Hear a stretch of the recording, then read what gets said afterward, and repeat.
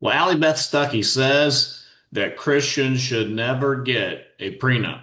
Never get a prenup. And I actually agree with her. I agree with her. You can't believe I agree with her. Let me go to the video clip, but I was actually surprised how much I agree with Allie Beth Stuckey, the Christian Karen. Let me go on here.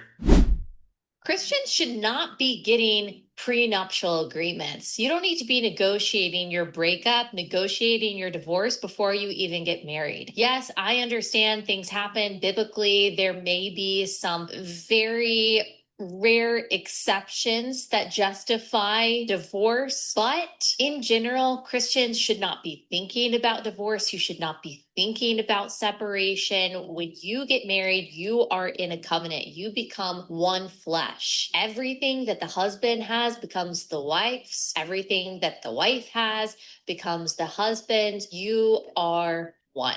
It was going pretty well until she got to the you become one flesh, so everything that the husband has belongs to the wife. Whoa, time out now. That is not patriarchy at all. Now, Genesis chapter 2 says that the woman was given to the man to be his helper.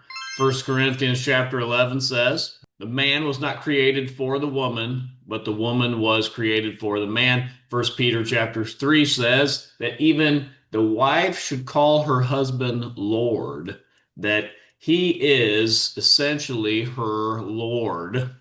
Does that mean that everything he has belongs to her? No, that doesn't give that impression, does it? No, it gives the impression that she is here for him. She's created for him to be his helpmeet, his one and only. Now, to the idea of should there be prenups? Now, some might be surprised. I say you got to get prenup. I would say no, no prenup ever, because you should not get legally married. Do not get legally married. Do not sign the marriage contract, and there will be no need for a prenuptial agreement. That is why I say do not sign a prenuptial agreement, because you're not signing a marriage contract. It is between you, your wife, and God, a covenantal marriage. She said, just like that. And I agree with Allie here. I really do. I agree with her. This is a covenant, so you should not be planning on divorce. Absolutely. And you do not need to sign a legal marriage contract either. This covenant, it is a covenantal marriage. It is between you, your wife, and God through the church, right? This is administered through the church.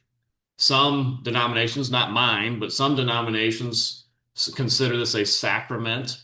So it's between you and God, administered through the church. So you have the witnesses of the church. The church should be holding you and your wife accountable to this covenant, not the state. So I agree with Allie Beth Stuckey that there should not be ever a prenuptial agreement. Now, some states have common law marriage, right? Now, that's just a few of them, though. My state does not have common law marriage. Let me look this up here. Who's got it? And so it looks like Colorado, DC, whatever that, Iowa, Kansas, Montana, Oklahoma, Rhode Island, Texas, Utah, New Hampshire. Okay, those are your states that still have common law marriage. So that's not very many. Man, it's only 10 states. That so if you live in those states, then move out of those states. Move out of those states. Don't sign a marriage contract. I agree with Allie Beth. Boy, this is good. I was actually surprised. Now, the one thing I didn't agree, obviously, was that, well, whatever the man has belongs to the woman. No, that's not patriarchy. This is father rule here. It's not true. The man is the Lord, and in his benevolence, he gives her everything that she needs because he loves her as Christ loves the church. That's the view. Okay, that is explicitly what Scripture says. Hey, what do you think about this? Give me a comment below. Well, that's a good topic. I like this. Let's keep it going.